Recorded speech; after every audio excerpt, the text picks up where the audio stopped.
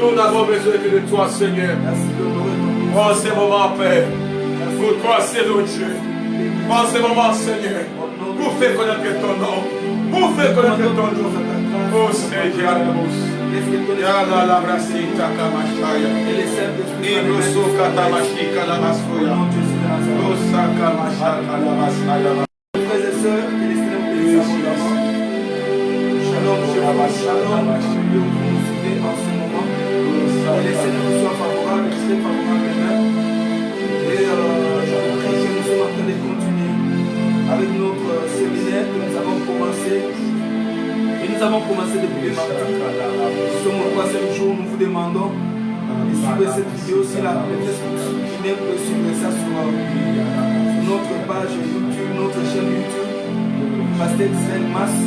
Et nous vous demandons de vous abonner sur cette chaîne-là, que Dieu bénisse abondamment. Ce soir, nous connaissons un peu beaucoup de points de connexion. Je ne sais pas, ça sera pareil chez vous, mais veuillez nous excuser pour ce retard de 22 minutes. Ce retard de 22 minutes, parce qu'il y a vraiment une série de connexions. Ici, nous avons connu beaucoup de contraintes. Nous ne serons pas très longs dans notre message. Mais que Dieu bénisse. Je vous demande de suivre cet enseignement avec beaucoup de soucis, avec beaucoup d'amour. Que Dieu bénisse là où vous êtes. Que Dieu bénisse chez vous. Au nom de Dieu de Nazareth. Amen. Amen. Bien-aimés, merci beaucoup. Que le Seigneur nous soit favorable ce soir pour ce message. Je crois d'abord prier avant de commencer. Saint-Esprit, merci. Nous nous prions et nous te recommandons ce mois. Nous élevons ce nom. Donnons pendant si nous t'acclamons. Laisse que la gloire te revienne. La puissance te revienne. Seigneur, que le nom la mongolo moso la machia.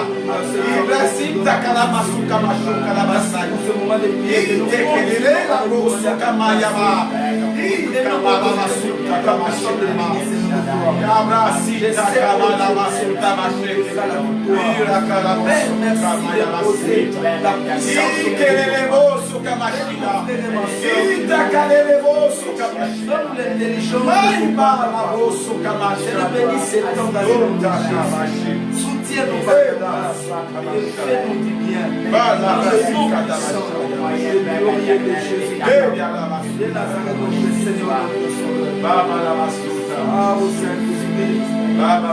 Gloire à Jésus. Gloire à l'agneau de Dieu. Soyez bénis dans vos maisons. Soyez bénis là où vous êtes.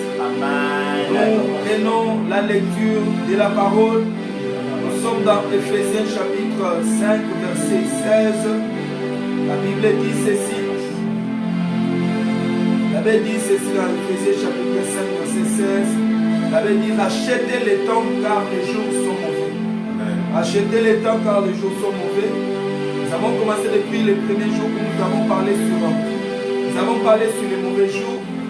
Et hier, je vous ai dit en une phrase que les mauvais jours peuvent être prise en charge par les sacrifices. Je vous demande d'abord de partager la vidéo, de vous connecter abondamment et d'inviter quelqu'un, un frère et une soeur, vous pouvez l'inviter de nous suivre ce soir ici. Voilà, il y a certaines vidéos qui sont coupées, d'autres personnes disent je vais suivre après même. Des fois, il y a Facebook qui coupe certaines vidéos parce que quand ils voient qu'il y a une saturation, il choisit les vidéos, il peut couper. Dépendons de lui maintenant, tous ces derniers temps. Et cela n'empêche que l'occasion soit favorable. Nous prêchons la parole de Dieu. Soyez bénis chez vous au nom de Jésus. Les mauvais jours, c'est le temps où vous vivez des moments difficiles. C'est le temps où vous êtes perdu, le temps où vous ne savez pas quelle direction il faut prendre. C'est le moment où vous ne savez pas où aller. C'est le temps où l'homme est en train de pleurer, où l'homme a besoin du secours du Seigneur. C'est le temps où je ne sais pas quel moment vous êtes en train de vivre. Mais le monde passe ce que nous appelons les mauvais moments. Et dans ces mauvais moments, c'est que vous devez d'abord comprendre que les mauvais moments arrivent à tout le monde. Que tu sois saint, que tu sois pécheur, quel que soit ton état, quelle que soit ta religion, quelle que soit ta croyance, les mauvais jours arrivent à tout le monde. Abraham l'a connu, Jacob l'a connu, Adam l'a connu, toutes les personnages de la Bible ont connu les mauvais moments. Alors, hier, je vous ai parlé ceci, que les mauvais moments peuvent être pris en charge par un sacrifice. Vous pouvez prendre en charge, votre mauvais mois peut être pris en charge par les sacrifices. Alors, par les sacrifices, et j'ai donné beaucoup de textes qui nous ont aidés. Comment est-ce que vous pouvez prendre en charge les mauvais jours? Alléluia. Amen. Pour ne plus me répéter, ce soir je voulais vous parler d'un bon message qui va beaucoup vous bénir, l'importance du sacrifice. Parce que d'autres peuvent se demander qu'est-ce qu'est exactement un sacrifice? Qu'est-ce qu'un sacrifice? On parle du sacrifice, nous disons, ça peut être pris en charge par un sacrifice, mais qu'est-ce qu'un sacrifice? Alors je parlerai ce soir l'importance du sacrifice dans le mauvais jour. Vous qui me suivez, partagez, écrivez ces sous-thèmes que nous allons partager ce soir. L'importance du sacrifice dans les mauvais jours. L'importance du sacrifice dans les mauvais jours. Nous sommes dans l'ancienne alliance. Nous sommes dans le livre de Lévitique. Le Lévitique, c'est le livre où on détaille, on parle sur les sacrifices et sur les sacrificateurs. Lorsque vous lisez Lévitique, vous allez remarquer une chose. La Bible nous dit, dans Lévitique chapitre 19, verset 5, la Bible dit ceci: quand vous offrirez à l'Éternel un sacrifice d'action de grâce, vous offrirez en sorte qu'il soit agréé. Quand vous offrirez à l'Éternel un sacrifice d'action de grâce, vous offrirez en sorte qu'il soit agréé. Les sacrifices est sacrifice lorsqu'il est agréé. Amen. Dans l'ancienne alliance, je n'ai pas beaucoup de temps, mais dès prochainement on en parlera. Il y avait plusieurs sortes d'offrandes. Premièrement, comprenez ceci. Les sacrifices est une offrande. Il y avait plusieurs sortes d'offrandes. Il y avait des offrandes sanglantes et des offrandes non sanglantes. C'est-à-dire les offrandes qui contenaient les sang, c'est-à-dire les animaux, les oiseaux, tout ce qui respirait, tout ce qui possède l'âme, qui peut respirer et qui a le sang, ça composait ce que nous appelons, ou la Bible appelle, les offrandes sanglantes. Alors, il y avait, d'une autre part, il y avait ce qu'on appelle les sacrifices, les sanglantes. Dans les offrandes non sanglantes, il y avait par exemple le pain, il y avait beaucoup d'offrandes comme ça. Il y avait le pain, il y avait les fruits des champs, il y avait ces récoltes-là que les gens faisaient. Et les gens pouvaient apporter ça comme offrande aussi à l'Éternel. Ça s'appelle offrande. En quelque sorte, les sacrifices maintenant est une offrande. Et l'une des sortes d'offrandes, mais c'est parmi les offrandes sanglantes qu'on appelait sacrifices. Donc les sacrifices est une offrande sanglante. En d'autres termes, les sacrifices est une offrande qui contient le sang. Les sacrifices est une offrande qui contient le sang. Pourquoi? Parce que ce qu'ils faisaient, donc les sacrifices, là où le sang coulait, c'est ce qu'on appelle les sacrifices. Si le sang ne coule pas, il n'y avait aucune raison qu'on appelle cela sacrifice. Car le sang ne peut couler qu'avec raison. Donc, le sang qui coule, le sang ne coulait pas sans raison. En d'autres termes, les sacrifices et cette offrande avec raison. Ce n'était pas une offrande. Ce n'était pas une offrande que l'homme donnait, que l'homme pouvait donner avec tout son contentement. Mais c'est d'abord une offrande que l'homme devait donner avec raison. On ne donnait pas les sacrifices sans raison. Comprenez-moi que les sacrifices est une offrande avec raison. Mettez ça, les sacrifices est une offrande avec raison. Tout parce que le sang ne peut pas couler sans raison. Quand le sang coule, il fait que le sang puisse couler. Alors, ce qui donne la valeur à un sacrifice, c'est son sang. C'est le sang qu'il contient. Pourquoi dans le sang il y a la vie? Dans le sang il y a la vie. Et la Bible dit même dans le livre de Lévitique que l'âme est dans le sang. L'âme est dans le sang. C'est ce qui donne l'importance au sacrifice, c'est le sang. N'oubliez pas. Le sacrifice est distinct d'une offrande simple au sang que possède par rapport au contenu que possède l'offrande. Et toute offrande qui possédait un sacrifice, le sang plutôt s'appelait sacrifice. Je vais vous définir les sacrifices. J'ai ramassé quelques mots pour vous définir, pour faire comprendre les sacrifices. Avant de d'abord donner 4 importances du sacrifice. Aujourd'hui, lorsqu'on parle du sacrifice, dans la nouvelle alliance, nous ne donnons pas des sacrifices comme dans l'ancienne alliance. Les offrandes de l'ancienne alliance ont une signification. Ça dit c'était l'ombre des choses à venir. La réalité, la vérité, c'est un Christ. Ce qui s'est fait dans l'ancienne alliance, c'est accompli en Christ. C'est en Christ que nous comprenons le sens de ces offrandes. Que ces offrandes ne peuvent parler que d'une seule personne qui s'appelait Yoshua. C'était lui qui était les sacrifices de culpabilité que les gens donnaient après avoir péché. C'était lui qui était toutes sortes de sacrifices qui se faisaient dans l'ancienne alliance. C'était Jésus. Les sacrifices d'expiation, c'était Jésus. Aujourd'hui, nous comprenons la signification. Hébreu décale cela. Mais j'ai tout à l'angle des sacrifices personnels. Quelqu'un me dira que dans la vie chrétienne, il n'y a pas raison de faire des sacrifices. Bien aimé, je te dirais que il n'y a pas la foi chrétienne. La base de la foi chrétienne, c'est le sacrifice. Comme je l'ai dit hier, Luc nous dit ceci. Quiconque, celui qui veut me suivre, qu'il se renonce à lui-même et qu'il s'échappe de sa croix et qu'il me suive. C'est-à-dire que cette notion, c'est la base de la foi chrétienne. Comprenez ceci. La chrétienté n'a pas sa raison d'être si nous sautons les sacrifices. Parce que Dieu lui-même nous a donné exemple par les sacrifices. Et du fait que Christ s'est sacrifié pour nous, c'est-à-dire que Christ nous a donné un modèle pour que nous puissions faire comme lui. Si vous ne faites pas des sacrifices, c'est-à-dire l'œuvre de la croix n'a pas son efficacité dans votre vie. C'est au moyen des sacrifices que nous donnons la valeur à ce que Christ a fait. Parce que Jésus a prié.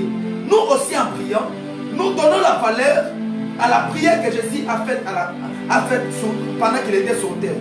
Alors, les sacrifices d'abord, quand quelqu'un fait des sacrifices, nous ne faisons pas des sacrifices pour que ça dépasse les sacrifices de Jésus. Nous ne faisons pas des sacrifices parce que pour que nous puissions dire à cause de nos sacrifices, non. Mais nos sacrifices, nous les faisons à cause du sacrifice suprême que Jésus a fait. Nous ne les faisons pas pour que ça nous donne le mérite, mais nous les faisons pour que ça donne la place à ce que Christ a fait à la croix de Golgotha. Et quand nous les faisons, ça dit, nous sommes en train de valoriser, nous sommes en train de vanter, nous sommes en train d'honorer ce que notre Seigneur a fait à la croix. Car il avait dit tel qu'il est, tel nous sommes. Si Christ est passé par la souffrance, il a dit, lui-même a porté sa croix. Il dit que celui qui veut me suivre doit aussi faire comme moi. Nous ne pouvons pas être forts et efficaces sans être comme lui. Bien aimé, écoute-moi très bien. J'ai fait une lecture avec choc dans mon cœur. Quand je regarde les chrétiens nés de nouveau, les gens qui connaissent Dieu, les gens qui marchent avec Dieu, en train de couper sous la misère, en train de vivre dans une pauvreté atroce, en train d'expérimenter les choses de mari de lui et des femmes de lui, les gens qui ont marché avec Dieu, les gens qui sont propres, honnêtes, intègres, d'une moralité irréprochable, mais en train de couper sous les joues du méchant. Alors quand je pose la question à Dieu, le Seigneur m'a dit une fois, Dieu m'a dit, dans la vie on ne se compare pas. Il est question de sacrifice. La vie sur terre est un rapport de force. Celui qui fait mieux, c'est celui qui gagne. Alléluia. Celui qui fait mieux, c'est celui qui apporte. Celui qui fait moins, quelle que soit votre identité en Christ, vous ne serez pas à ce niveau-là. J'ai regardé encore avec choc. Comment c'est possible qu'un sorcier peut bouffer un chrétien?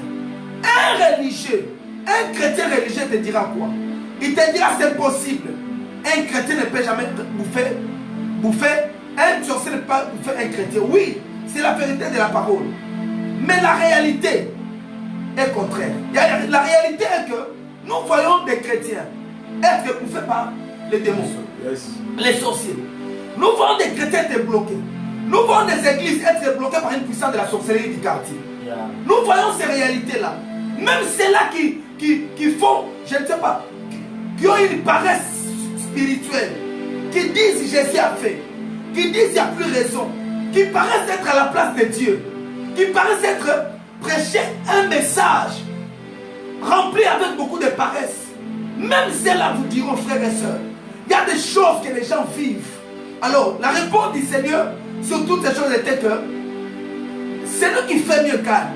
La vie chrétienne a comme base les sacrifices. Dans ce message que j'enseigne, je vous ai dit, Le résumé de ce message, c'est Luc chapitre 9, verset 23. Celui qui veut me suivre doit se renoncer à lui-même. Et encore, deuxièmement, doit se charger de sa croix et doit me suivre. Voulez-vous être fort dans votre spiritualité? Ce sont des principes qu'il faut. Alors, les sacrifices, c'est quoi dans la vie? Je ne parle pas des sortes de sacrifices, mais je donne la définition des sacrifices. Les sacrifices, premièrement, c'est la chose qui t'a coûté. C'est ce qu'on appelle sacrifice. La chose qui t'a coûté, c'est-à-dire la chose que tu as le plus cher. Lorsque tu mets cela sous l'autel, ça devient sacrifice. Amen. Tout ce que tu mets à la disposition de Dieu ou à la disposition des autres qui t'appartenaient, s'appelle ça. Ce qui t'écoute. Ce qui ne t'écoute pas. C'est comme ça que j'ai dit retenir que dans les sacrifices, il doit y avoir le sang. Quand le sang, quand quelqu'un saigne, il a mal. Quand quelqu'un voit le sang, ça fait peur. Le sang étonne. Et le sang est le plus grand sacrifice qu'un commun de mortels peut faire. Amen. Sur la terre, le sang est le plus grand sacrifice qu'un commun de mortels peut faire. Amen. Alors, les sacrifices, comme si nous pouvons prendre le sang comme la chose qui coule le sang, c'est-à-dire les sacrifices doivent être quelque chose qui t'a coûté. La chose qui t'a blessé, c'est qui te blesse. Les sacrifices en soi doivent te blesser. Les sacrifices, c'est ce que tu n'es pas prêt à faire naturellement. C'est-à-dire un humain, un commun de mortels, naturellement ne peut pas faire. Si on dit étant humain, il ne peut pas faire ça. Quand je regarde les réalités, étant humain, quand je dis étant humain, c'est ce que je ne peux pas faire. Comme on te dit, étant humain, je ne peux pas être là, la nourriture à côté, je me dis je gêne pendant 7 jours. C'est impossible étant humain de le faire. Quand vous êtes humain, vous ne pouvez pas faire ça. Ok? Maintenant les sacrifices, c'est ce que vous ne pouvez pas faire naturellement. Les sacrifices, c'est ce qui règne à ta place. Ce qui domine à ta place. Ce que tu ne peux pas céder aux autres. C'est ça les sacrifices. Les sacrifices est ce qui retient ton attention. Qu'est-ce qui retient ton attention dans la vie? Peut-être toujours tu as envie de regarder une série télévisée qui se passe à 0 heure. Ça retient tellement ton attention. Maintenant on te dit, sacrifice c'est pendant ce moment-là. Sacrifice c'est là, donc fais un sacrifice. C'est-à-dire, tu arrêtes, tu refuses de suivre cette série télévisée pour te donner dans la prière. Ça s'appelle sacrifice. Vous voyez que les sacrifices ne sont pas des choses graves. Ce sont des choses qui sont avec nous. C'est comme ça, personne ne peut manquer un sacrifice. Les sacrifices, c'est ton unique. Tu n'as que la seule chose. C'est tout ce que tu as pendant cette période. On te dit, donne ça parce que tu dois payer les loyers de l'église. Les sacrifices, c'est ce que tu as. L'unique que tu as, la seule chose que tu possèdes, qui t'est précieux, c'est ce que tu donnes. Les sacrifices, c'est ce qu'on a de. C'est une privation volontaire. Quelqu'un qui ça? C'est une privation volontaire. Quelqu'un qui se prive volontairement. Alors écoutez, la caractéristique majeure d'un sacrifice est que le sacrifice doit contenir le sang. Pourquoi? Parce que le sacrifice a comme mission de crier à ta place. Alléluia. Je répète, la caractéristique majeure d'un sacrifice est que le sacrifice doit contenir le sang. Pourquoi?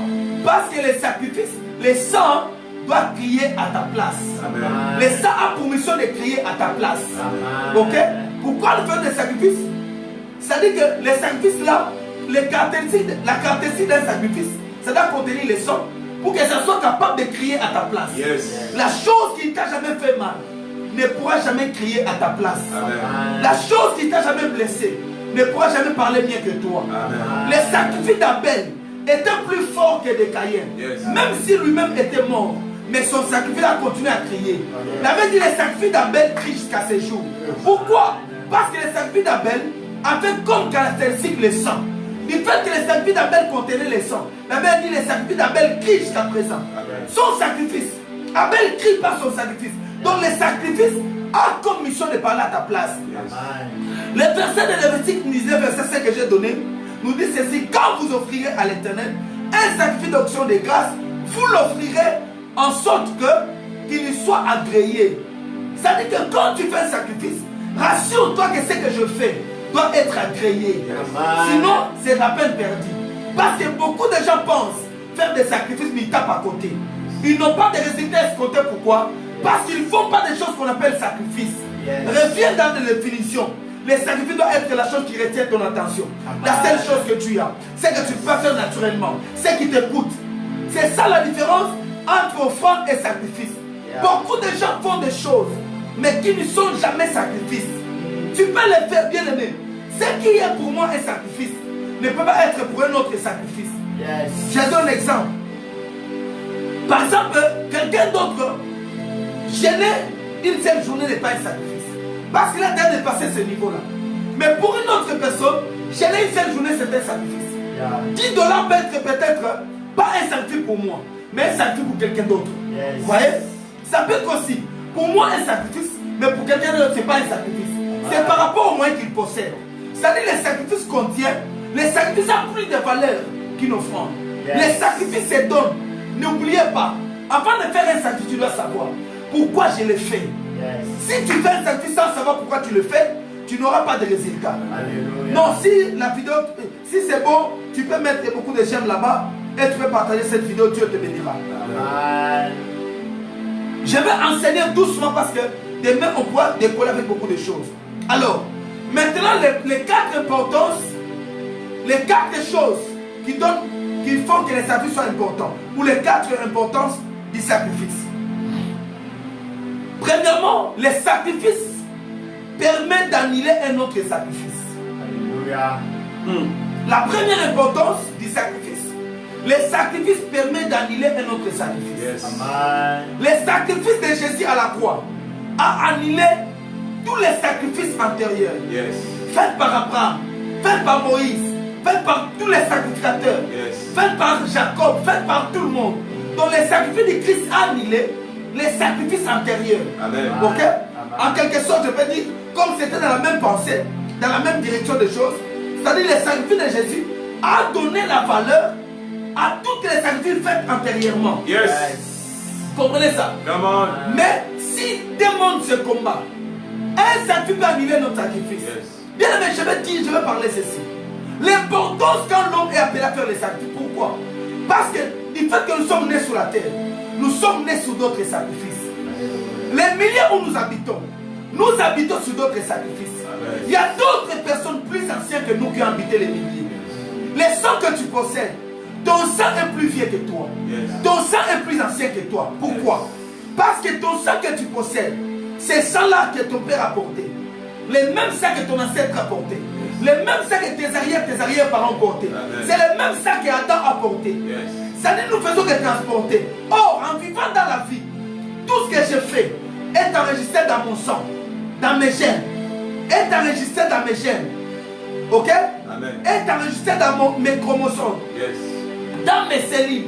Alors, tout ce qui est enregistré en moi, je peux donner naissance à cela. Raison pour laquelle vous verrez, tu peux mettre au monde un enfant, mais de la même manière que toi tu es colérique, l'enfant aussi est colérique. Yes. Mais peut-être ton père n'était pas colérique. Mais toi, les chemins que tu as prenés dans ta vie, tes habitudes sont devenus des comportements. Yes. Et les comportements deviennent les acquis. Yes. Vous voyez ça? Tout ce que tu fais d'une manière habituelle dans la vie devient tes habitudes. Yes. Tout ce que tu fais dans la vie, tout ce que tu es habitué à faire, une personne qui est habituée à mentir, automatiquement, il enregistre ça dans ses gènes. Ok? Quand il donne naissance, même son enfant peut devenir menteur comme lui. Raison pour laquelle nous sommes dans la vie d'Abraham. Abraham a menti à Sarah que c'est ma femme. Oui. Nous remarquons Abraham, Isaac aussi a menti. Yes. Isaac a menti 2 fois que c'est ma femme pour Rebecca. Isaac aussi a menti. Non, Abraham a menti 2 fois. Yes. Isaac a menti 1 fois. Amen. Pourquoi? Parce qu'Abraham a menti pour la première fois. Il a menti 2e fois. C'est devenu un acquis. Yes. Nous ne savons pas dans d'autres textes, mais peut-être c'était aussi sa vie.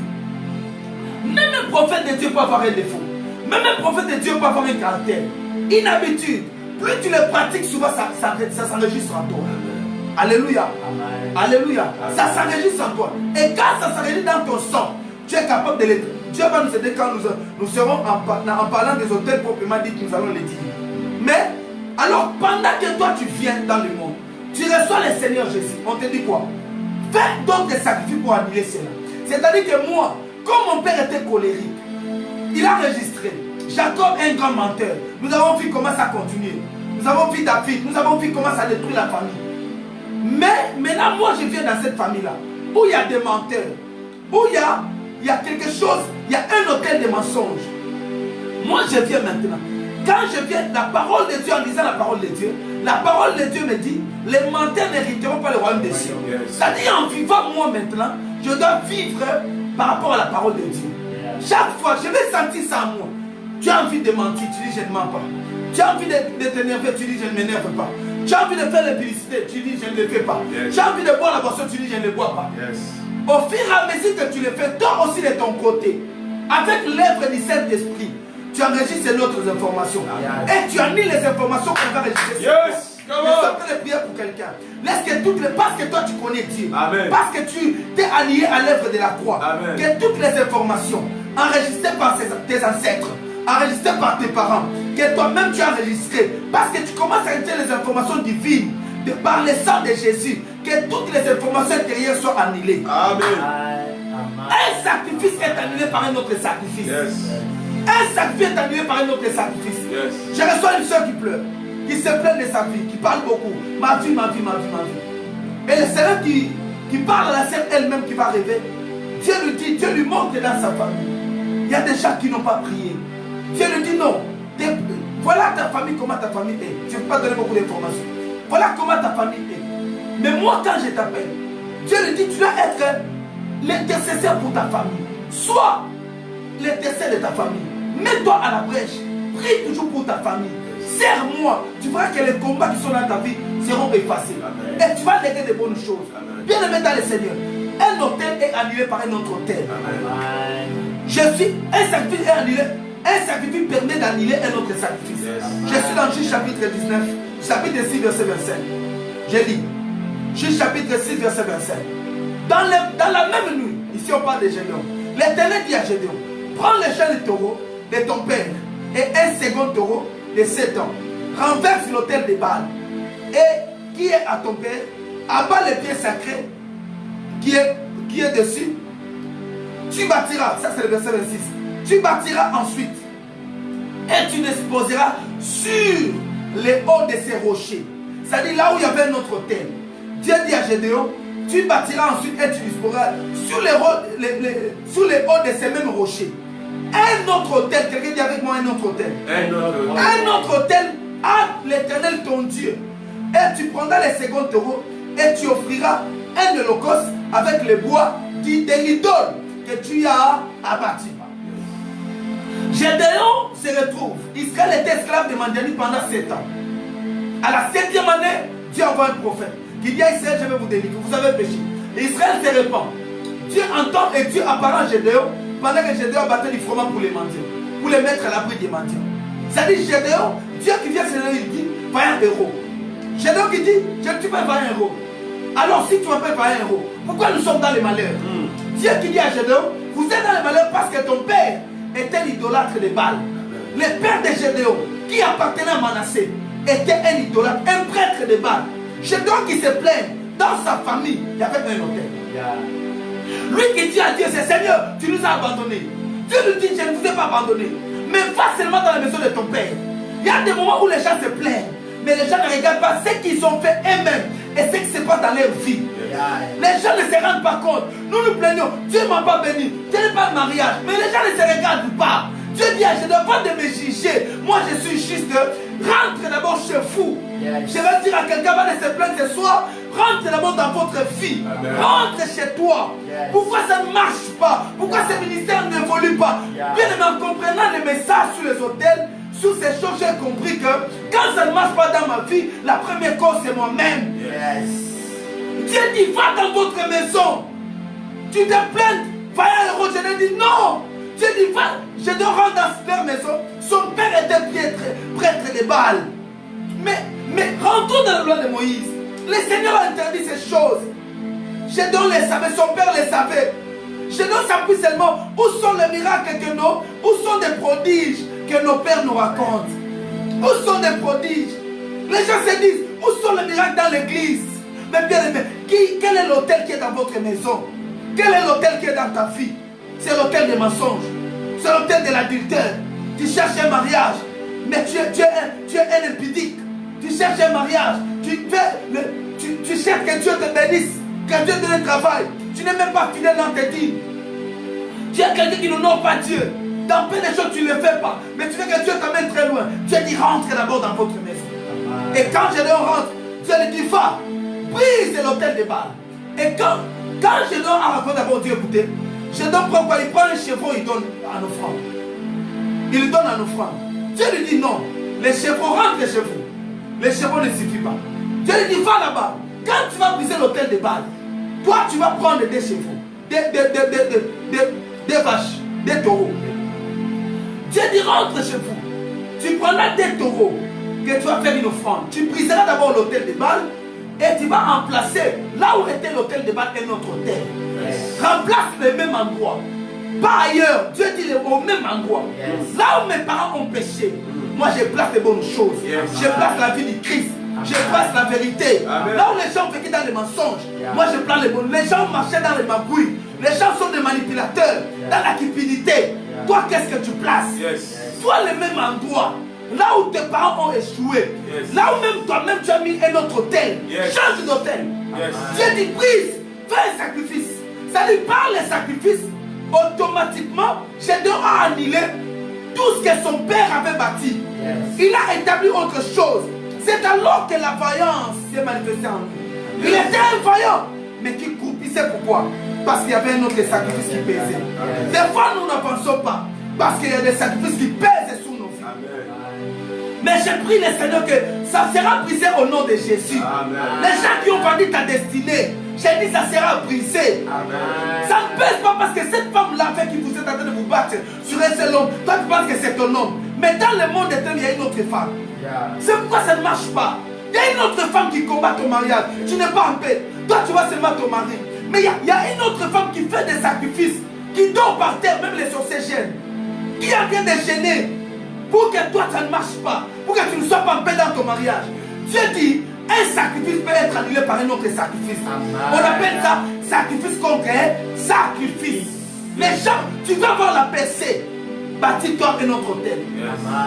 Ne laisse jamais ton hôtel vide. J'ai dit à quelqu'un, les sacrifices de ton père, les sacrifices de ton père peut être annulé par un autre sacrifice. Là où ta famille a échoué, toi tu peux faire autre chose que tu peux redresser la pente. Waouh, j'ai dit que Dieu t'aide à redresser la pente au nom de Jésus. Mais quand tu bâtis, aujourd'hui nous faisons quoi? Nous sommes dans l'église, nous brisons les hôtels par nos prières. Nous brisons les hôtels, nous déclarons, mais sur l'hôtel en question nous ne mettons rien. Dieu dit, quand tu vas briser l'hôtel, mets un sacrifice. C'est le sacrifice qui donne la valeur à l'hôtel. Je parlerai des hôtels, je ne suis pas encore arrivé là. Je prie le Seigneur, laisse que ton sacrifice de ce soir annule les sacrifices intérieurs. Amen. Parce que tu te connectes à ma foi, que Dieu brise tous les sacrifices qui ont pesé sur ta vie. Amen. S'il y a un sacrifice qui pèse sur toi, quand tu dors, tu vois des mauvais songes, des mauvais rêves, des maris de nuit, connecte-toi à cette parole, dis Amen, que Dieu puisse briser cela au nom de Jésus. Amen. Nous faisons peser les sacrifices de l'agneau de Dieu, les sacrifices de Jésus, sur n'importe quel sacrifice qui pèse sur toi au nom de Jésus. Amen. Si ton ministère ne marchait pas après le confinement, ça sera le déconfinement de ton ministère. Amen.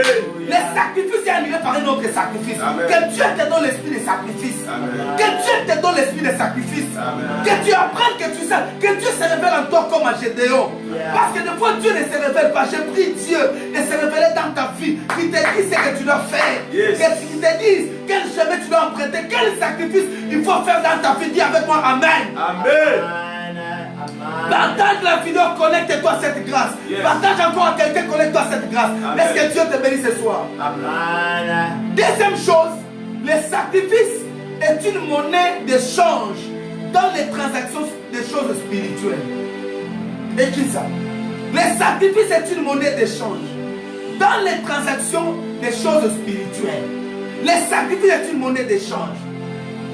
Ici, notez une chose, que rien n'est gratuit sur la terre. Ici, notez une chose, rien n'est gratuit sur la terre. Amen. La Bible dit Jésus, dans les cieux, Dieu lui avait donné un nom. Mais sur la terre, il devait se battre pour posséder ce nom-là. Amen. Ok? Donc Jésus avait déjà un nom depuis le ciel. Dieu lui a donné un nom au-dessus des noms des anges. Mais quand il est venu sur la terre, Jésus devait marcher dans une vie de sacrifice. Pourquoi? Parce que sur la terre était un marché d'échange. La terre était un marché d'échange de choses spirituelles. Même le diable dit à Dieu, à Jésus quoi? Adore-moi, je te donnerai. Sur la terre, rien n'est gratuit. Bien-aimé, écoutez-moi encore. Sur la terre, rien n'est gratuit. Quand tu vois un homme positionné, sur la terre, rien n'est gratuit. Waouh! Quand tu vois un homme qui avance, sur la terre, rien n'est gratuit. Quand tu vois quelqu'un qui échoue, sur la terre, tout s'achète sur la terre. La terre est un marché. Les gens disent, l'évangile vous avez reçu gratuitement, donné gratuitement. Oui, amen. Mais bien aimé, tu remarqueras que l'évangile en question n'a jamais été gratuit. Non, non, non. Même la grâce dont tu dis, moi je prêche aux gens en disant, la grâce est une faveur, mais pas imméritée.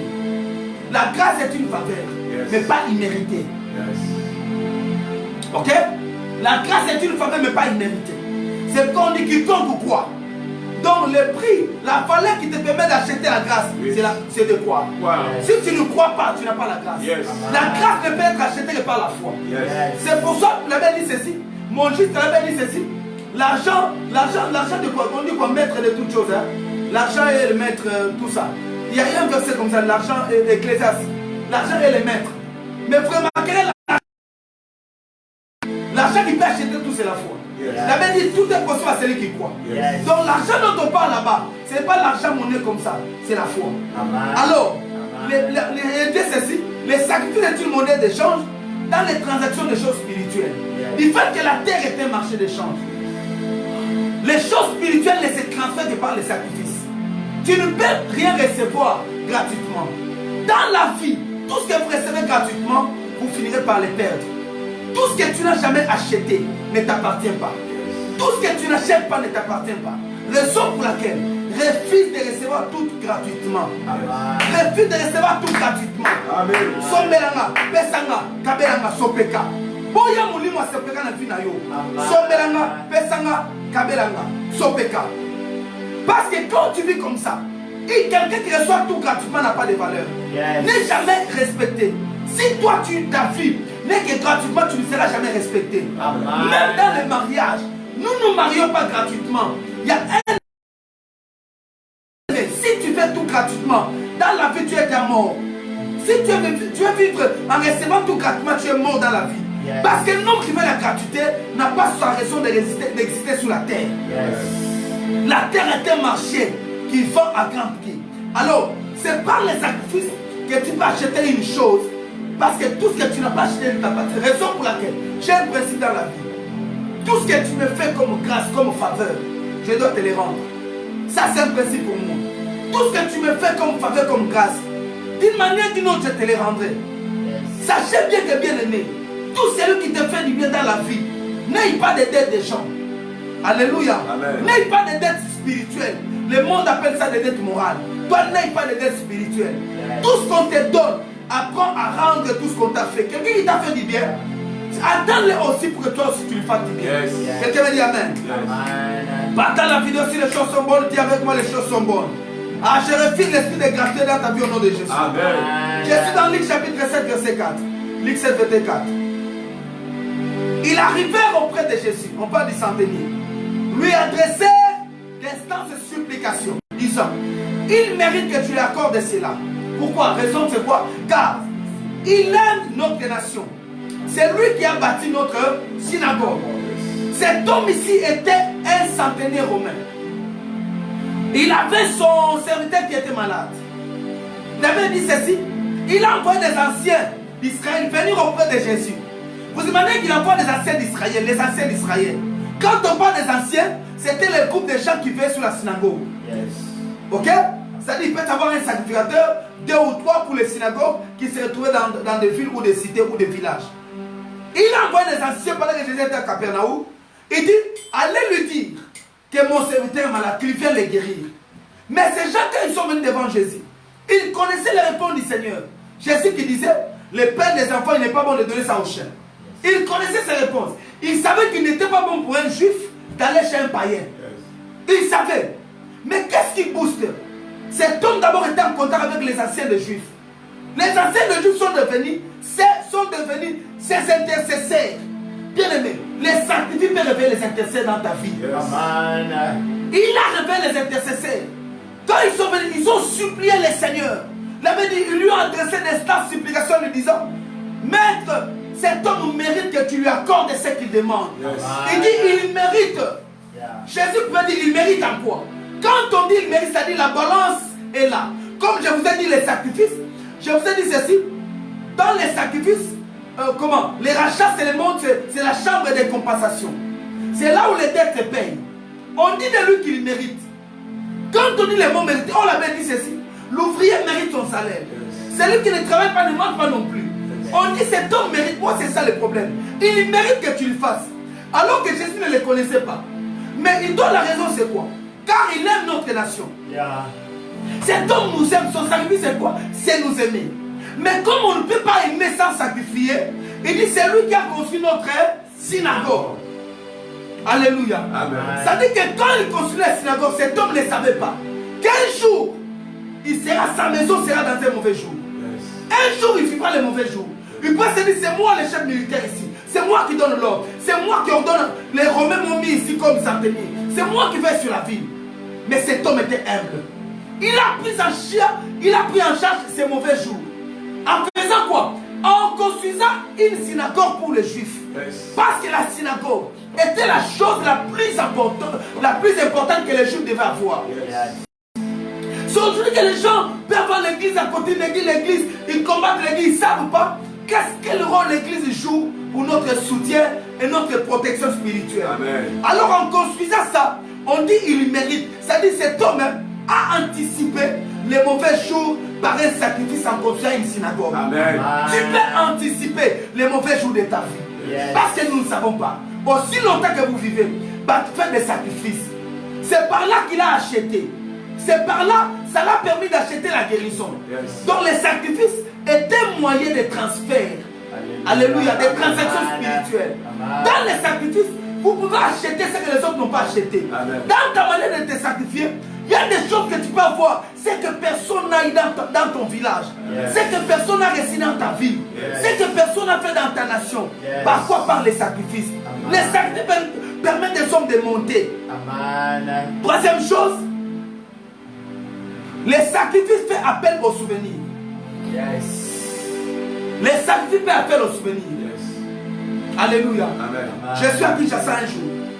Nous étions des intercesseurs en train de prier. On priait, on criait. On avait l'habitude de crier. Seigneur, souviens-toi de moi. Souviens-toi de moi, souviens-toi de moi. On a fini de prier comme ça. Une maman prophétise. Il dit, Dieu lui dit quoi? J'entends beaucoup de gens dire, Seigneur, souviens-toi de moi. Qui peut m'écrire ici que je me souviens de lui en quoi? Je dois me souvenir de lui en quoi? Ok? Qu'est-ce que vous avez fait pour moi? Pas pour vous, pour moi. Dieu dit pas pour vous, mais pour moi. Tout ce que tu as fait pour Dieu, pas pour toi. Alléluia. Asaph dit quoi? M'approcher de Dieu, c'est mon bien. Quelqu'un dira parce que j'ai reçu Jésus. Mais tu as reçu pas pour Dieu, mais pour toi-même. Mais au-delà de recevoir Jésus, qu'est-ce que tu fais pour Dieu? Il y a des gens qui viennent dans nos églises aujourd'hui, pas pour Dieu. Il y a des gens qui se réclament chrétiens, pas pour Dieu, pour eux. Il y a des gens qui se donnent, oui, bien sûr. Mais après t'avoir donné pour toi-même, il faut que tu fasses des choses pour Dieu. Même en servant le Seigneur, il y a des choses bien aimées que tu fais pour Dieu, pas pour un homme. Alléluia. Les sacrifices font appel aux souvenirs. Ça dit, nous, on est en train de prier, Seigneur, souviens-toi de nous. Mais Dieu nous dit, en quoi? Ça, c'est la question que je pose à une soeur. Si Dieu dit, souviens-toi de moi. Je suis malade, je suis en train de mourir sur le lit de l'hôpital. Souviens, c'est bien aimé. Quand quelqu'un prie, souviens-toi de moi, ça dit qu'il est dans son mauvais jour. Je suis dans le livre d'Ésaïe 38. Ézéchias c'était roi. L'un des descendants de David. Cet homme est devenu roi. Lorsqu'il est devenu roi, il n'y avait plus rien dans le temple. Les sacrificateurs avaient fui. Ézéchias vient. Il voit les temples, il nettoie les temples. Il prend dans les trésors de l'État. Il prend les temples. Il répare les temples. Il rebâtit l'autel. Il fait appel aux sacrificateurs. Il restaure la sacrificature, les sacerdoces en Israël. Quand Dieu avait quitté les temples, il n'y avait plus des hommes de Dieu qui servaient Dieu. Cet homme a réparé. Il arrive un moment de sa vie. Après une grande victoire, il avait dit il tomba malade. Il y aura un temps où tu tomberas malade. Ce soir, tu peux être en bonne santé. Tu peux réciter comme tu veux. Tu peux vivre ta vie comme tu veux le vivre. Mais bien, il y aura un temps, les mauvais jours arriveront. Aujourd'hui, tu es une belle fille. Tu peux t'habiller n'importe quel habit, mais il y aura un temps, tu n'auras même pas envie de porter ces pantalons-là. Il y aura un temps qui viendra où tu vas sentir que ta vie ne tienne plus. Aujourd'hui, tu peux manipuler. Tu vas avoir autant, tu peux coucher avec autant d'hommes que tu veux. Mais il y aura les mauvais jours arrivera. Dans les mauvais jours, les gens diront à Dieu, Seigneur, souviens-toi de nous. Et c'est clair que le prophète vient lui dire, donne des hommes dans ta maison car tu vas mourir. Et c'est clair, écoute le prophète, il ne dit rien. Il ne dit pas que tu es un prophète de malheur. Il ne dit rien. Mais quand le prophète sort, Ézéchias se retourne le visage contre lui. Il dit à Dieu une prière, il dit Seigneur, souviens-toi de moi. Cette prière, personne, n'importe qui ne peut pas le faire. Ne peut le faire que celui qui a sacrifié. Qu'as-tu sacrifié dans ta vie? Qu'est-ce que tu as déjà mis sur l'autel de Dieu? Qu'est-ce que tu as fait, pas pour toi, mais pour Dieu lui seul? Qu'est-ce que tu as fait, bien-aimé, dans ta vie depuis que tu vis? Nous sommes au temps où les gens doivent comprendre ces messages et ils doivent faire des sacrifices. Tu as déjà pris 3 jours. Tu ne pries pas pour ton mariage, mais tu pries pour la vie de l'église. Tu ne l'as jamais fait. Quel sacrifice as-tu sur l'autel de Dieu que Dieu peut se souvenir de toi? Cet homme a fait. Il a réparé les temples, pas sa maison, les temples de Dieu. Pas sa maison. Il avait quoi? Il n'était ni sacrificateur, ni lévite. Il n'avait rien à faire. Il a mis, c'est lui qui a restauré ce qu'on appelle les trésors, la maison du trésor.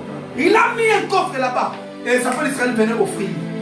Pas pour sa maison, mais cet argent devait contribuer. Il dit à Dieu, Seigneur, souviens-toi de moi. J'ai prié pour toi, bien-aimé.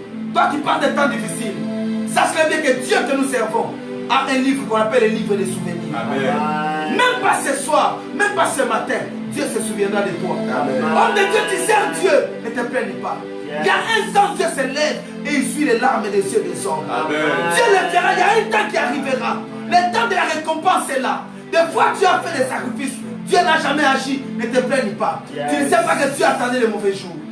Les sacrifices d'Ézéchias devaient intervenir dans les mauvais jours. C'est comme ça, quand tu vis les mauvais jours, rentre dans tes annales, rentre dans ton registre de souvenirs. Tu as dit, souviens-toi de moi. Alléluia. Il a dit, souviens-toi de moi, le fidèle. Souviens-toi de moi que j'ai marché devant ta face avec fidélité et vérité de cœur. Que j'ai fait ce qui est bien à tes yeux. Ézéchias répandit d'abondantes larmes. Le Seigneur écoute même les larmes. Alléluia. Dieu écoute même les larmes. Dieu écoute. J'ai prié le Seigneur ce soir qu'il écoute ta prière. Ne t'inquiète pas. On m'avait promis, j'ai fait tel sacrifice pour le Seigneur. Voilà là où je suis. On ne peut pas servir Dieu mourir dans la honte. Amen. On ne peut pas servir le Dieu du ciel mourir dans la honte. Amen. On ne peut pas servir cet homme de Galilée mourir dans la honte. Amen. Même dans ta vie, il se souviendra de toi. La Bible dit, il se souvient de Sarah. Quand il vient devant Sarah, même Sarah elle-même avait oublié les promesses de Dieu. Même si tu as oublié, Dieu se souviendra de tes promesses. Amen. Dans ce moment de confinement, c'est le mauvais jour où Dieu se souvient des siens. Ceux qui lui appartiennent ne mourront jamais de faim. Que tu travailles ou non, il y a un Dieu de la prise en charge. Amen. Les sacrifices fait appel aux souvenirs. Cet homme, même le centenier a dit, il mérite pourquoi? Parce qu'il a construit l'État. Des fois tu ne sais pas. Oh mon Dieu, bien aimé, bâtis ta vie dans des sacrifices. Les grands sacrifices quand tu n'as rien, tu n'as jamais sacrifié telle chose. Oh mon Dieu, j'ai vu la puissance dans les sacrifices. J'ai vu Dieu dans les sacrifices. Écoutez-moi, je vais donner un exemple que j'ai raconté ce soir ici. Tu m'as vu un peu être, me souvenir comme je suis venu. J'étais quelque part. J'arrive comme ça, je ne savais pas. Mon véhicule est tombé en panne. Quelque part en cours de route. Mon véhicule est tombé en panne. Je descends, je ne suis pas mécanicien. Je descends, cette nuit ici, beaucoup d'embouteillages. Je ne sais pas quoi faire. Je vois les véhicules en panne. Ça ne peut pas démarrer. C'est ce soir même que je viens ici. Il n'y a même pas 45 minutes avec toute ma famille dans les véhicules. Qu'est-ce qui se passe, bien aimé? Je suis là, un endroit très isolé. Et il fait noir. Je me dis avec ce qui se passe à Lubumbashi, ça sera tragique ce soir ici. Que dois-je faire ici? Je me débrouille, j'ai appelé mon mécanicien qui est même très loin d'ailleurs. Je l'appelle seulement pour qu'il me dise si je peux faire quelque chose, mais je sais qu'il ne peut pas venir. Pendant que j'essaie de l'appeler, je vois un véhicule avec une charge sur un taxi avec beaucoup de charges, avec beaucoup de gens à l'intérieur qui fait des manœuvres, qui était déjà passé, mais qui rentre, qui fait des manœuvres. J'ai voulu même aller puiser de l'eau quelque part là-bas pour mettre dans le véhicule. On me dit, l'eau ne sort pas. J'étais fondu, je ne sais pas quoi faire, je suis là. Je dois faire les lives ce soir ici. C'est pourquoi on ne va pas beaucoup prier, on va beaucoup prier demain. Alléluia. Je l'ai fait les lives. Mais je vois ce mec qui rentre. Et qui rentre à ma direction qui part. J'entends, bonsoir papa. Je me dis, quel est cet ange qui vient comme ça? Quand je regarde comme ça, le chauffeur descend. Bonsoir papa, je vois un frère. Ce frère-là, je ne me rappelle plus trop de lui. Un jour, j'ai fait le séminaire ici à l'église. Il y a un frère qui rentre, il y a très longtemps, même 4 ans passés. Il y a un frère qui rentre à l'église. Ce frère qui entre, il était très sale. Avec une varèse assez Milan. Il était très sale, bizarre. Vous voyez, excusez-moi, même pour lui imposer les mains, vous sentez qu'il était très sale. Comme un fou, vous ne savez pas qu'est-ce qu'il fait. Avec des plaies partout, sous sa main, avec des plaies aux pieds, avec des histoires de bandages. Mais il était très sale. L'apparence, tu n'imagines même pas. Je vois même les gens avec qui il était à l'église, ils étaient gênés. Mais Dieu me dit, je sens dans mon cœur un fardeau que j'ai pris pour les frères. J'ai prié pour ce frère-là. J'ai prié pour lui. Le frère est réveillé le dimanche pour témoigner, Dieu l'avait guéri. Dieu l'a guéri, le plaie qu'il avait, il m'a donné son témoignage, c'est un peu long. Dieu l'avait totalement guéri. Et ce frère est parti, une fois il revient encore. Il revient de temps en temps, 3 mois après il revient. Papa, vous ne vous rappelez pas de moi? Je ne me rappelle pas de lui. Il me relève son témoignage, ok. On prie, je prie pour le frère trouve un travail. Il devient chauffeur des engins lourds. Il a eu un travail, ses frères ne s'est jamais souvenu de moi. Il n'arrivait même pas. Un jour je le vois. Il m'appelle, papa je suis malade, j'ai eu un travail. J'étais un chauffeur des engins lourds. Maintenant je suis malade, papa s'il plaît. J'ai prié pour les frères. J'ai prié toujours pour ces frères-là. Dans des temps, il disparaît, il revient. Dernièrement, il m'a mené, il s'est marié, je ne savais même pas. Il m'a mené sa femme qu'il a mariée, je ne sais pas où. Si c'est au Kassai, il a marié une femme. Il a amené la femme ici. Pendant qu'elle n'est pas le frère sourit parce que le frère maintenant se retrouve avec Jésus. Il a amené sa femme qu'il a épousée. Moi et sa femme, on ne peut même pas parler la même langue. Je dois prier pour la femme parce que depuis qu'ils se sont mariés 6 mois, la femme ne conçoit pas. Je lui ai fait des remarques. J'ai dit, toi tu pars, tu reviens. C'est pas bon, le pasteur n'est pas un croix d'eau. Le pasteur n'est pas un croix rouge qui ne touche qu'au sang. Le pasteur c'est un compagnon d'œuvre, un compagnon de destinée. Frère, ne fais pas, j'ai dit, tu vis dans les gars. Toi quand tu vas le mettre, tu pars. Je lui ai grondé, le frère est parti. Le frère ne fait rien. J'ai prié pour sa femme. Par la grâce de Dieu, aujourd'hui, sa femme est grosse de 2 mois. Elle est enceinte.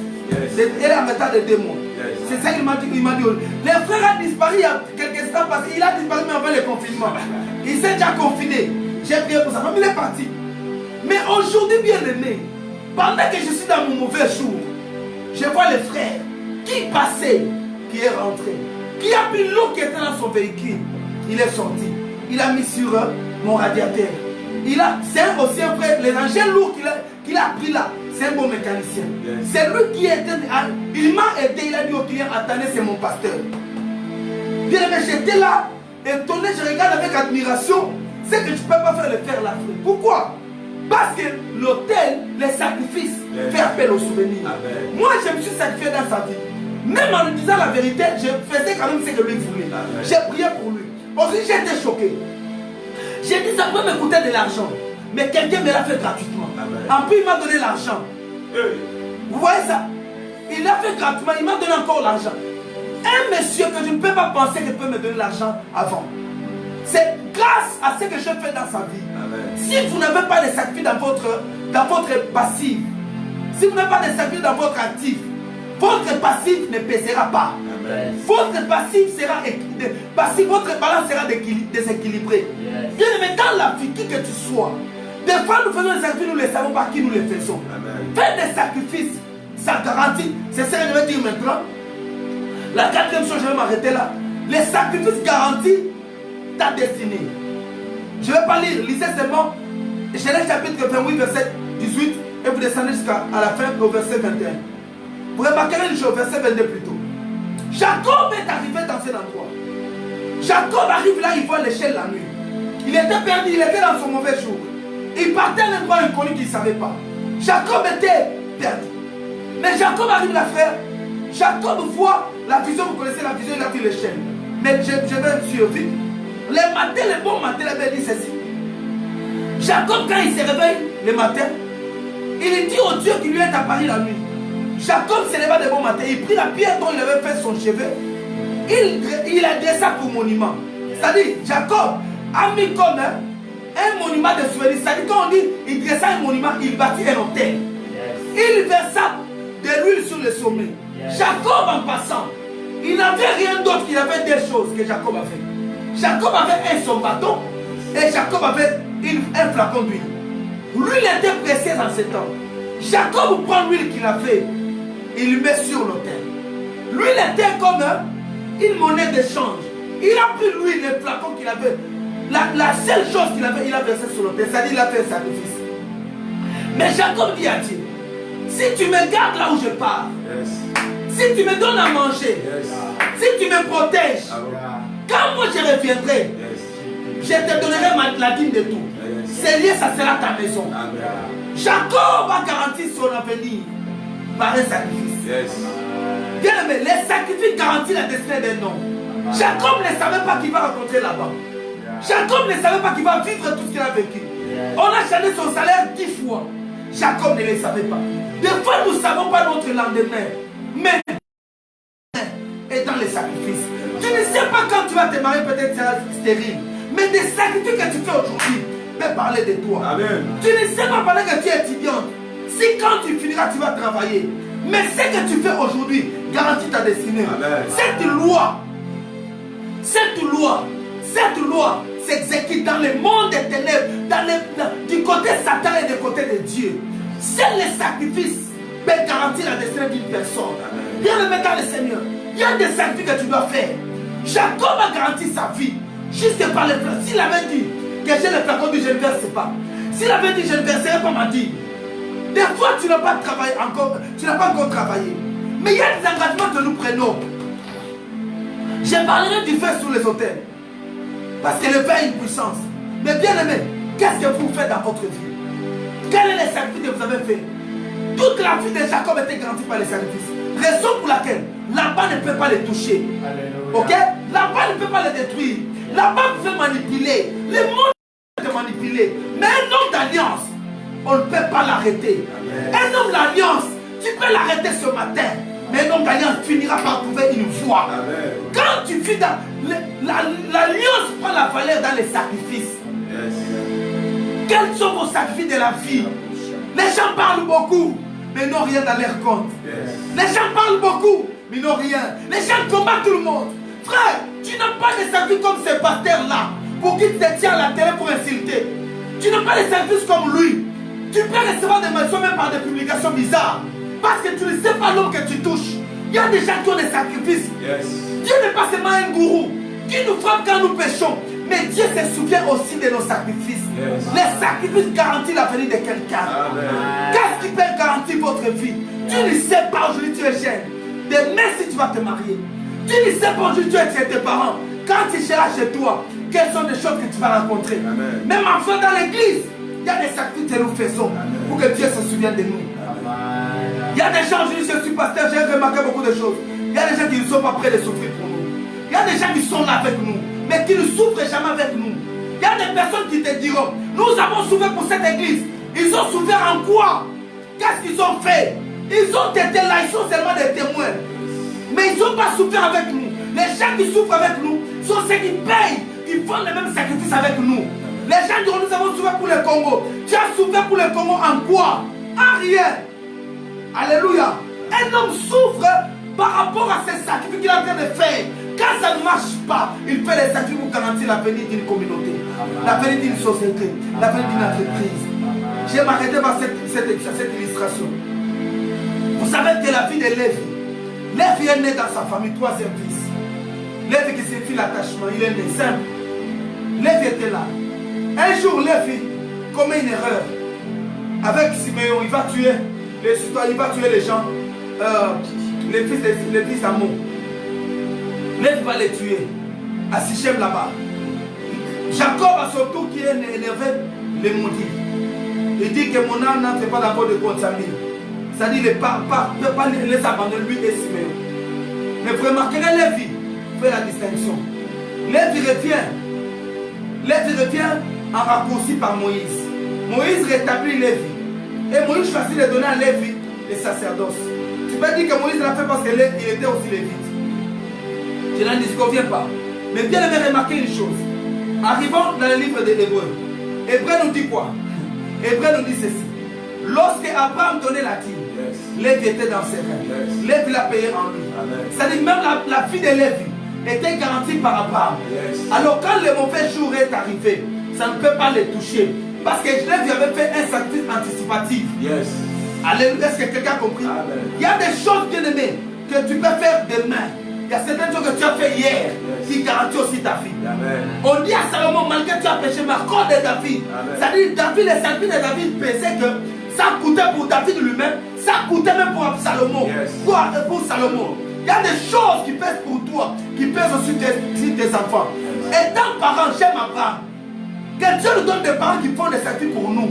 Des parents biologiques, des parents dans la foi, des aînés qui nous montrent la foi. C'est pourquoi, bien aimé, quand tu vois ton père biologique ou spirituel qui fait des sacrifices, l'enfant doit s'allier à son père. Il avait dit, Lévi était dans ses reins. C'est-à-dire, Lévi était collé en Abraham. L'enfant paie les sacrifices en se collant à son père. Alléluia. Les sacrifices que ton père fait, demande à ton père, quels sont les sacrifices que tu as fait. Ton père te donnera l'exemple. Quand tu viendras, tu feras la même chose. Une fois, le moment n'était pas possible. Laisse-moi te donner cet exemple. Je passe mon mentor qui est connu. Je lui pose la question. Daddy, qu'est-ce que tu fais? Comment ça marche? Il m'a donné. Voilà, je fais ça. Je fais ça. Je suis rentré. J'ai fait le même sacrifice. J'ai dit à Dieu, je ferai le même sacrifice que lui a fait. J'avais la seule chose. Mais quand j'ai posé sur l'autel, ça a changé ma vie. Alléluia. Il y a des sacrifices qui changent ta vie. Des fois, tu as un mot à dire à cause de tes sacrifices. Bien, mais ne te décourage pas. Je vois tes sacrifices en train de parler. Ne te décourage. Si tu n'as jamais fait les sacrifices, il faut toujours faire quelque chose que tu n'as jamais fait avant. Ok? Les sacrifices, il faut faire ce que tu n'as jamais fait avant. Si tu n'as jamais donné à Dieu $100, hein? Émancipe-toi, prends la leçon de faire un sacrifice de $100. Cherche quelque chose que tu n'as jamais fait. Si tu n'as jamais donné à Dieu tel montant, $1000, demande-toi, je vais donner. C'est ça les sacrifices. Tu n'as jamais donné à Dieu le téléphone. Tu dis, Seigneur, je n'ai jamais offert mon téléphone. Là, je m'appelle les robots à téléphone. J'ai dit, j'ai envie de dire ça, mais je n'ai pas envie. Il y a des choses qu'il faut avoir envie aussi. Quand on compte Dieu aussi, moi aussi j'ai fait. Dieu voit de telles choses. Quel est le sacrifice que tu n'as jamais fait? Quelle est la somme que tu n'as jamais donnée à Dieu? Quelle est la chose que tu n'as jamais donnée à Dieu? Tu n'as jamais prié pendant 5 jours de jeûne. Il est temps que tu commences à jeûner 5 jours. Je n'ai jamais fait 7 jours, tu fais. 40 jours, tu fais. Que Dieu réveille l'esprit des sacrifices. J'ai dit que Dieu réveille l'esprit des sacrifices. Laisse que ton sacrifice te réclame. Si tu ne l'as pas, que Dieu te voie. Fais quelque chose pour ta fille. Ça donnera la valeur à ton ministère, à ta vie, à ton intimité avec Dieu. Je vous invite ce soir, je vous donnerai beaucoup de cœurs demain. Nous allons prier comme je vous ai dit. La journée n'a pas été facile. Que Dieu vous bénisse ce soir. Que Dieu se souvienne de tes sacrifices. Que Dieu se souvienne de ta loyauté. Que Dieu se souvienne de ta fidélité. Pendant que tout le monde s'en train de s'éparpiller, toi tu es resté là. Oh, que Dieu te bénisse. Que Dieu se souvienne de tes sommes que tu envoies. Que Dieu bénisse tes offrandes. Que Dieu bénisse ta fidélité pendant le confinement. Mais chaque matin tu envoies à ton père des idées même de 50, de 100, de 1000 francs. Que Dieu bénisse tes sacrifices. J'ai dit que Dieu bénisse tes sacrifices. Bariki sadaka yako.